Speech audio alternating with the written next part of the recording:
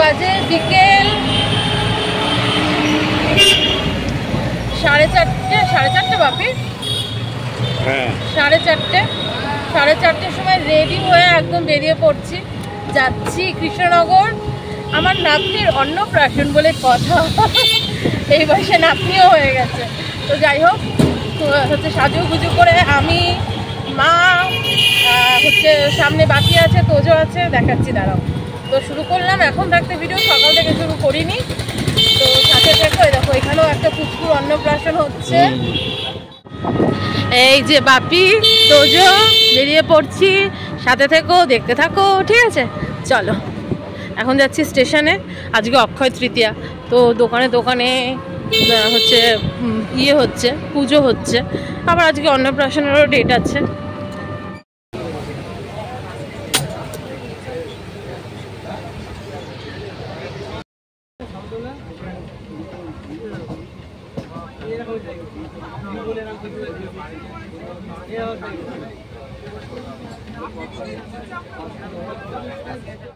So তোমরা দেখতেই পাচ্ছ আমরা কৃষ্ণনগর স্টেশনে পৌঁছে গেছি।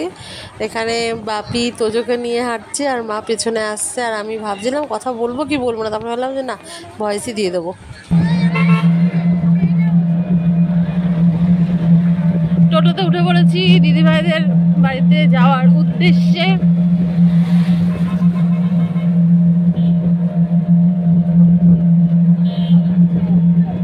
পৌঁছে গেছি দিদিভাইদের বাড়ি। আমাদের পুচকুর অন্নপ্রাশনের এখানে গেট কত সুন্দর করে সাজিয়েছে দেখো। টোটো থেকে সবাই নামলাম আর ভাবছি এদিক দিয়ে ঢুকবো নাকি ওই পাশ দিয়ে ঢুকবো। তারপরে সবাই বললো যে না, এই সামনে দিয়ে ঢুকতে হবে। তো এই দেখো মানে ওই সামনে দিয়ে গেটের সোজাসুজি ঢুকলাম। ঢুকে ওখান থেকে দেখো বাপি আবার জিজ্ঞেস করছে, কিরে এখান দিয়ে ঢোকা যাবে নাকি? চলে এসছি দিদিভাইদের বাড়ি। এখন সব লোকজন নেই বলতে গেলে, সব মানে আর একটা বাড়ি আছে ওইখানে গেছে সব রেস্ট করতে, বিশ্রাম করতে।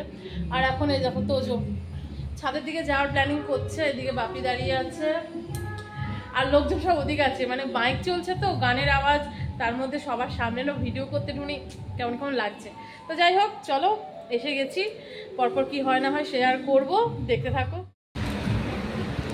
আমরা ফাঁকায় ফাঁকায় ভিডিও করে নিচ্ছি দেখো। আগে আসলেই তো ভালো করতাম, কটা ফটো শুট করে নিতে পারতাম, আগে আসলেই তো ভালো করতাম।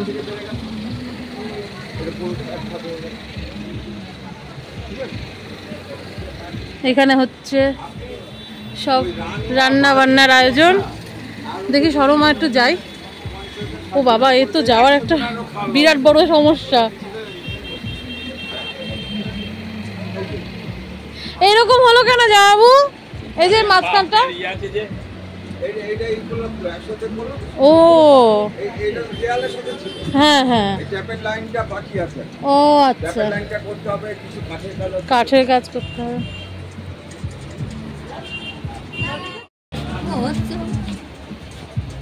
এই যে এখন এতটা জায়গা এখনো আছে একসাথে, এটাই ভাই ভালো হয়েছে। হ্যাঁ, একসাথে 120-125টা খাওয়ার ব্যবস্থা হয়ে যাবে। রান্না নিচে কোনো কিছু দরকারই, নিচে দরকার না, লোকের জায়গায়।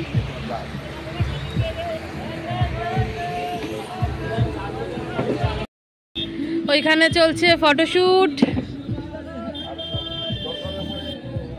সুন্দর দেখো। গাছে গাছপালাও ছিল অনেক, মানে ছাদে গাছপালাও ছিল অনেক। আর একদম দেখো রোডের ধারেই বাড়ি।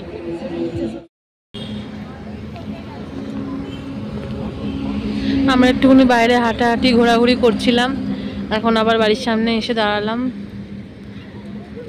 ঠিক আছে, দেখো আমরা আগে বসে পড়েছি, কেউ বসেনি, কারণ আমরা বেরিয়ে যাব তাড়াতাড়ি, ওই জন্য বসে পড়েছি। হ্যাঁ, ফার্স্ট পাতে আমাদের দিয়ে দিয়েছে ভেজিটেবল চপ আর হচ্ছে স্যালাড, কাসন্দ, তারপর চলে এসেছিলো ডাল, চিপস, তার সাথে একটা লেবু আচ্ছা করে চিপে নিয়ে ভাতটা মাখাইয়া মুখাইয়া একদম চলে যাবে মুখের মধ্যে। তো যাই হোক, ডাল দিয়ে মানে ওর মধ্যে একটা পেঁয়াজও পেয়ে গেছিলাম, বুঝেছো তো। খেয়ে দিয়ে ডাল দিয়ে খাওয়ার পরেই চলে এসেছি এঁচোড় চিংড়ি। তো যাই হোক হচ্ছে এঁচোড় চিংড়ি তো মানে বুঝতেই পারছো খেতে এত ভালো লাগে। এঁচোড় চিংড়ির পর হচ্ছে এঁচোড় চিংড়িতে হেভি খেয়েছিলাম, কিন্তু এঁচোড় চিংড়ির পর চলে এসেছিলো মাছ। আর মাছটা আমার পছন্দ মতন দিয়েছে, একদম তুলে নরম। এরপর চলে এসেছিলো ফ্রাইড রাইস আর কষা কষা মানে চিকেন। তো সেই চিকেন দিয়ে ফ্রাইড রাইস দিয়ে হেভি খেলাম। তারপর 2 রকমের মিষ্টি, চাটনি, পাঁপড়, তারপরে চলে এসেছিলো আইসক্রিম। সব খাওয়া দাওয়া করে চটপট করে বেরিয়ে পড়েছিলাম স্টেশনের দিকে। খাওয়া দাওয়া কমপ্লিট করে দেখো চলে এসেছি কৃষ্ণনগর স্টেশনে। আর যে ট্রেনটা দাঁড়িয়ে আছে এটা রানাঘাট জংশন, এটাতে করেই যাব, একদম সামনের দিকে উঠবো, ওই জন্য এতটা হেঁটে যাচ্ছি। আর ট্রেন একদম দেখতে পাচ্ছ ফাঁকা ফাঁকা।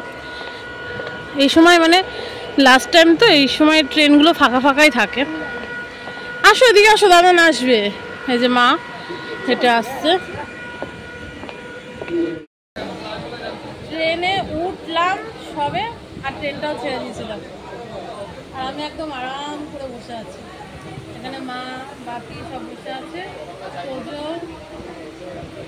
আর আমি এখানে আরাম করে বসে আছি।